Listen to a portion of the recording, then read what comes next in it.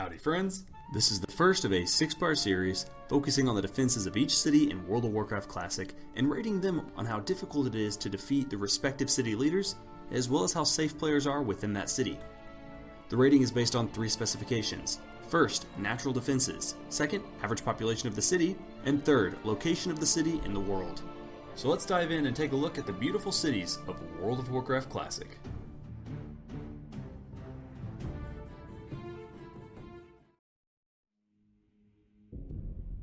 The first city in this series is the towering village of Bluff. This is my personal favorite city in the game, and a unique example because the population of the city varied greatly throughout vanilla depending on the patch the game was on. So for example, during the Dire Maul patch, many players set their homes here because of how close it was to Feralus. The city also found ample use after the Gates of Ahn'Qiraj opened for the same reason. Number 1. Natural defenses. The first thing we're going to look at is the natural defenses of Bluff, and the most obvious natural defense here is easily these 90-degree cliff sides that prop up the city and make it really completely inaccessible to anyone who's not willing to wait patiently for these narrow elevators to come pick them up. On top of that, Bluff has these narrow bridges at the top of the elevator that serve as a defensive choke point, where even one frost mage or hunter could drastically slow down a raid trying to attack the city. But like all horde cities, Bluff has this unfortunate back entrance that is rarely ever used by a horde, so an approaching raid would be able to reach the city with less chance of being spotted if they use this. I don't know why all 3 horde cities were designed with such obvious back doors, but this definitely counts as a weak point. Within the city, Bluff has a surprisingly strong defense because of the constant narrow passages where players will continually be dismounted while traveling. This natural defense slows players from directly blitzing to Cairn, or just by running amok throughout the city killing vendors or trainers. Regarding graveyard distances, Alliance attackers killed within the city would have to run all the way back from the graveyard in Bloodhoof Village, which is a fair distance to go, and you would have to ride the elevator back into the city in order to reach your body if you were to die atop the bluff. Overall, the city lacks any obvious blind spots for invading players to just attack or harass the population. These would be places such as just easily accessed roofs where players could evade guards while attacking the population. There is, however, a place in between each bridge where guards don't spawn at all. However, there isn't much the attackers could do here other than just wait and heal up. Overall, I'd rate the natural defenses of Bluff as a 4 out of 5.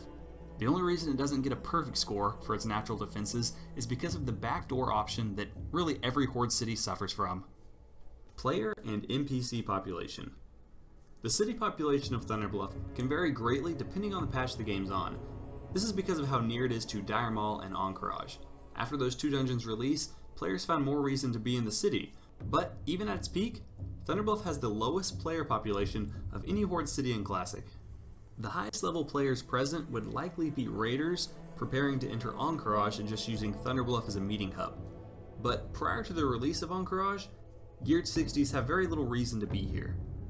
The Flightmaster is located at the center of the bluffs, so players flying in will have a good location where they can see most of the city and respond to any attackers quickly. Regarding stealth detection, the only NPC that guards against invisible targets that I've found is Hunter Thunderhorn. He walks around the lower tier bluff where the auction house and bank are. While his path is pretty brief and it doesn't cover much ground at all, but what it does do is cover the most populated areas where most players hang out. So while this guard covers a small space, it's vital space, so that's a point for stealth detection defense for Bluff. Cairn Bloodhoof himself sits atop the highest bluff in a relatively open area. He has a huge health pool with 1.3 million health, tying him with Magni Bronzebeard for the tankiest faction leader. The only real threat that attackers have against Cairn is he has a single target knockoff ability, which can knock players off the bluff, but this is not really likely to happen considering he's located in a very local, centralized area. I have heard that Cairn can be kited off the bluff and into the valleys below, but I haven't really confirmed this. So if it's true, it also serves as another weakness for him, though I don't know how many players are aware of this. Overall, I give the player and NPC population of Bluff a 2 out of 5. The greatest defense any city has is the players, and while Bluff does have a good defense on its own, it just doesn't attract a lot of high-level players to its defense. Fortunately, it has its other strengths, so we'll move on to segment 3, location of the city. Bluff is the second most isolated city in the game, second only to Darnassus. The Alliance have very little reason to ever even enter Mulgore, let alone Bluff. It is surrounded by impassable mountains and is enterable only from the Barrens to the east, which is also Horde territory, making Thunder Bluff deep in the heart of the Horde territory. The closest Alliance flight path is all the way in the Goblin-neutral port of Ratchet. Enemy players wishing to attack the city have a great distance to travel, and considering how expensive mounts are in Classic, this distance is a greater barrier than one might initially think. I mean, if you look at it, you have all of this territory of the Barrens that is basically has no real reason for Alliance to be here unless they were specifically going to cause trouble in Thunder Bluff. But I mean, there's just a lot of empty space, Horde territory, which could really easily mean them being spotted, the attackers being spotted by Horde players just questing and maybe could voice that, hey, there's an army heading to Thunder Bluff. So I really like to think of this space as just a natural defense, preventing Alliance from attacking the city successfully. The portal room is far away from the center of the city, and attacking players would go virtually unnoticed by the rest of the city if they decided to camp this spot. Also, it's much further away from the main bluff, so respawning attackers would have a fairly long distance to travel if an enemy raid were present. The city graveyard is located at the bottom of the bluff. Though it is leagues closer than the Bloodhoof Village graveyard that the Alliance have to use, Horde players who die here still have the inconvenience of waiting for the elevator before being lifted back up into the city. But the isolation of Thunder Bluff is a con as well as a pro. The same distance that keeps Alliance out of the city make the city difficult to access by Horde players that could be coming to defend the city. Because of its location, players who would set Thunder Bluff as their Hearthstone home would generally be lower level players questing in southern Kalimdor regions like Thousand Needles, Darnassus, and Ungoro Crater. Some 60s may set their Hearthstone here as well though if they're doing extensive questing in Silithus, but this would be conditional to the release of Encourage. Horde players responding to an attack on Thunder Bluff are convenienced with a direct flight path from Orgrimmar, which is the most populated Horde city. However, the flight path stretches all the way across the Barrens.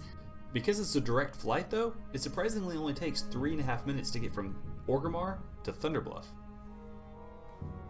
Overall, Thunder Bluff is a beautiful city with miles of plains around it keeping it away from the Alliance. But ultimately, it is the players that defend a city, not the space. The low player appeal in Thunder Bluff means attacking players would only need to be willing to make the long journey into Mulgore if they wanted to attack. If they did this, they'd find little resistance inside the city for very long. That's why I give Thunder Bluff a defense rating of 3 out of 5. Well, I hope you found this video useful. Next we'll be raiding the remote city of Darnassus, so if that's something you'd like to see, be sure to subscribe, and I'll see you guys next time.